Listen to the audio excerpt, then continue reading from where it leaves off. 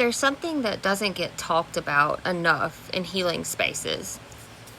Sometimes the language of healing is used to support growth, and sometimes that same language is used to override someone's reality. It doesn't feel the same. Your body knows the difference. The problem isn't the words themselves, it's how they're being used and who they're actually serving. Healing language becomes dangerous when it's used to override your reality versus support it.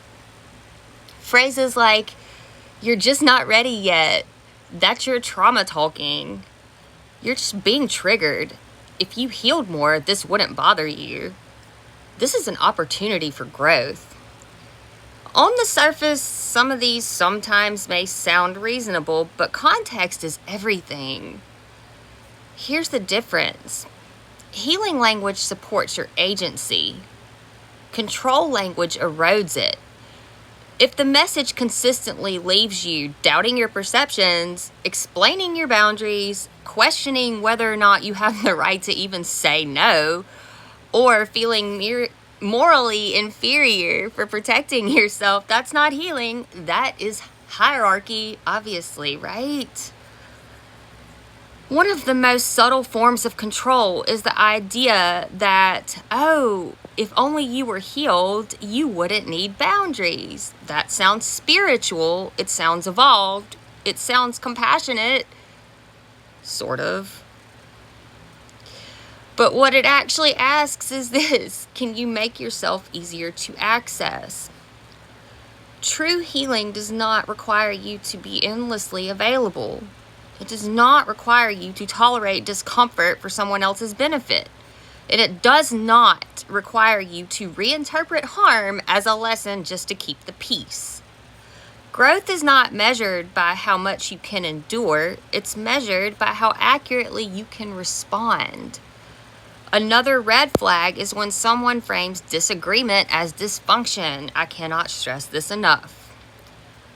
If every no is labeled as a problem, or you're just being difficult, or fear is put into it, if every boundary is labeled as like avoidance, and every withdrawal is labeled collapse, then the language isn't being used to understand you, it's being used to correct you.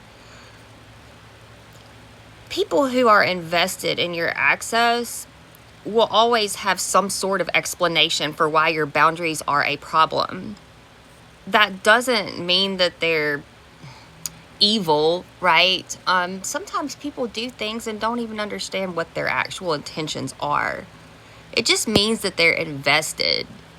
Intent, though, does not erase impact, and I cannot stress that enough. Intent does not erase impact. It's like that phrase, right? The road to hell is paved with good intentions. Well, absolutely. You're still going to hell, even though your intentions were good. It's like, hello, people. Are we missing this? Like, you don't owe anybody anything just because they said they had better intentions. And that is something that I used to internalize and allow myself to give people the benefit of the doubt, or be so forgiving constantly because they didn't mean to do this. They didn't mean to hurt me. They did whatever it may be, right?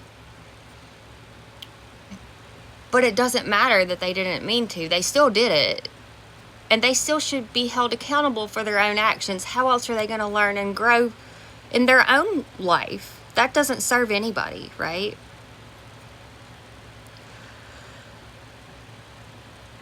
Healing language is meant to give you more choice, not fewer choices. More clarity, more self-trust, more room to say, this doesn't work for me. If the language you're surrounded by makes it harder to trust yourself, then that's information and you're allowed to listen to it. This doesn't mean all healing spaces are unsafe. It just means discernment is part of healing. You're not cynical for noticing patterns, and you're not resistant for stepping back. You're not broken for outgrowing frameworks that once helped you survive. If your healing has made you quieter, clearer, and less willing to explain yourself, that's not a failure of the process. That's often a sign it's working. When you trust yourself, there's no reason to explain to other people. That's just helping manage their reality. Nothing here is meant to accuse anybody or convince anybody. This is just language. If it helps you name something you felt but couldn't place, then use it. And if not, you don't have to take it. It's just here for anybody that may need it.